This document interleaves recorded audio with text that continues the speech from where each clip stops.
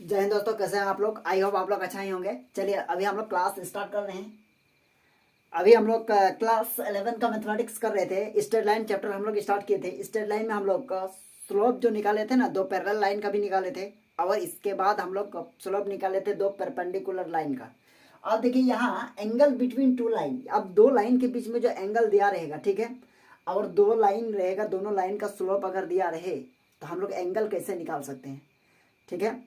तो कहने का तात्पर्य ये है, देखिए ये कोई लाइन है, ये क्या है, लाइन टू है, और लाइन टू का स्लोप क्या है, m2 है, यानी ये लाइन टू है और ये लाइन वन है, तो लाइन वन का स्लोप हो गया m1 और लाइन टू का स्लोप हो गया m2। सिंपल सा समझिए, ठीक है।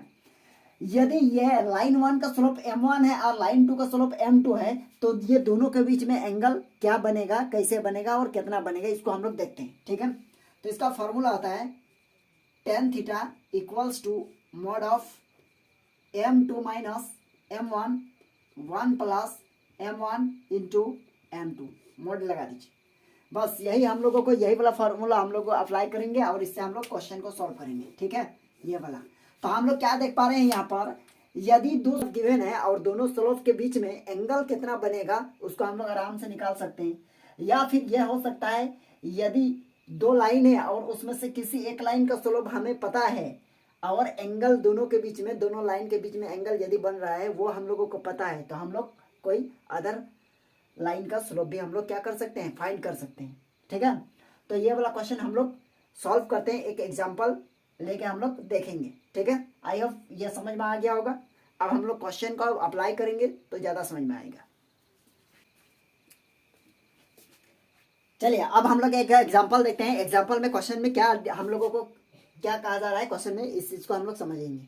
देखिए क्वेश्चन में यह है, if the angle between two lines is π/4 and slope of the one of the line is 1/2, find the slope of the other line. Okay, हम लोगों के पास गिवन क्या क्या है उस चीज को हम लोग समझते हैं। यदि दो लाइन है, दो यानी कोई एक एंगल है, ठीक है, यानी दो लाइन के बीच में कोई एक एंगल है, कितना है, π/4 है, and slope of the one, और उसमें से किसी एक लाइन का स्लोप हम लोगों को 1/2 दिया है, तो find the slope of the other line. तो दूसरे जो लाइन होगा उसका हम लोगों को स्लोप निकालना है, ठीक है।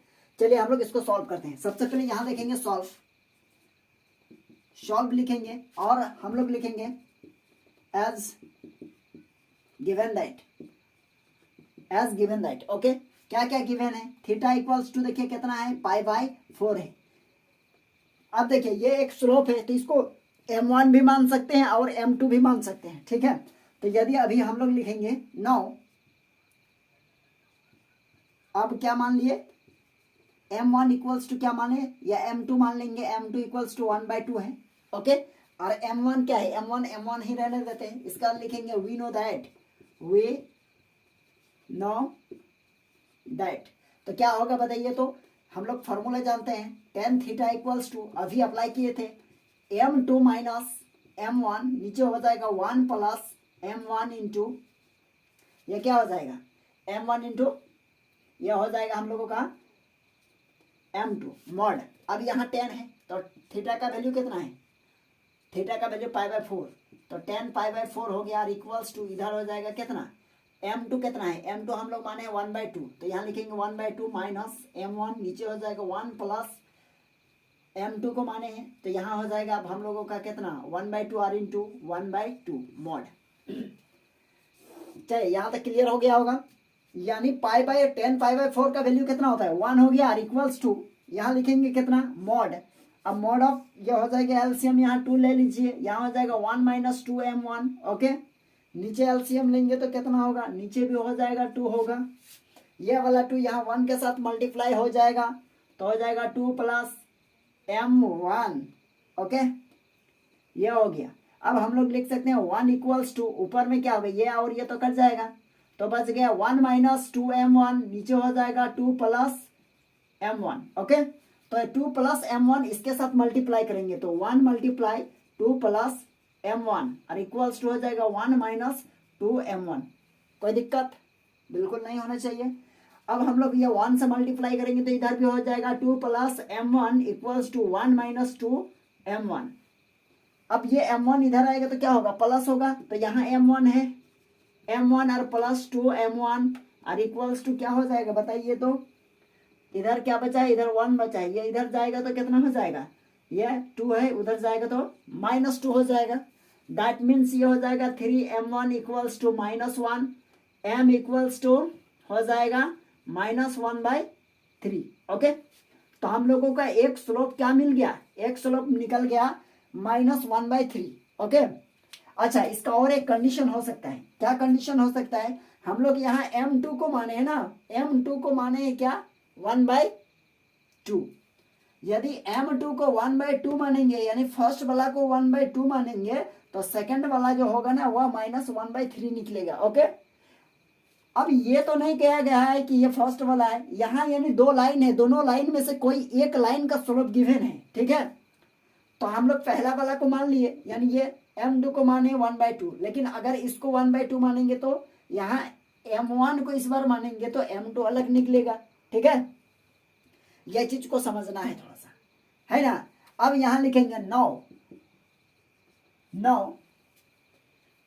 यहां हम m2 इक्वल्स टू क्या माने थे 1/2। अब यहां लिखेंगे 9 m1 इक्वल्स टू 1/2। तो फॉर्मूला हम लोग जानते ही हैं, यही वाला सेम अप्लाई कीजिएगा। tan थीटा इक्वल्स टू हो जाएगा mod of m2 minus m1, नीचे हो जाएगा 1 plus m1 into m2। Okay, ये हो जाएगा tan थीटा का वैल्यू कितना है π/4 इक्वल्स टू ये हो जाएगा m2 कितना है, m2 हम लोगों को नहीं पता, यहाँ m1 हम लोग लाए हैं तो m2 लिखिए, यहाँ m2 और माइनस m1 के प्लस पर क्या लिखेंगे 1/2 लिखेंगे, यहाँ भी 1 प्लस m1 के जगह में लिखेंगे 1/2 और यहाँ हो जाएगा m2। ओके, अब इसका वैल्यू होगा 1 और इक्वल्स टू, ध्यान दीजिए यहाँ थोड़ा सा एलसीएम ले लेंगे, एलसीएम लेंगे तो क्या होगा, यहाँ हो जाएगा 2 हो गया और 2 मल्टीप्लाई करेंगे 2m में तो 2 मल्टीप्लाई 2m -1, नीचे भी एलसीएम लेंगे तो हो जाएगा 2 और यहाँ हो जाएगा 2 प्लस m2 हो गया, तो ये और ये कट जाएगा, तो यहाँ हो जाएगा 1 इक्वल्स टू 2m2 -1 और नीचे हो जाएगा 2 प्लस m2। आई होप यह समझ में आ गया होगा। तो ये वाला इसके साथ मल्टीप्लाई होगा तो 2 plus m2 equals to 2m -1, ये हो गया।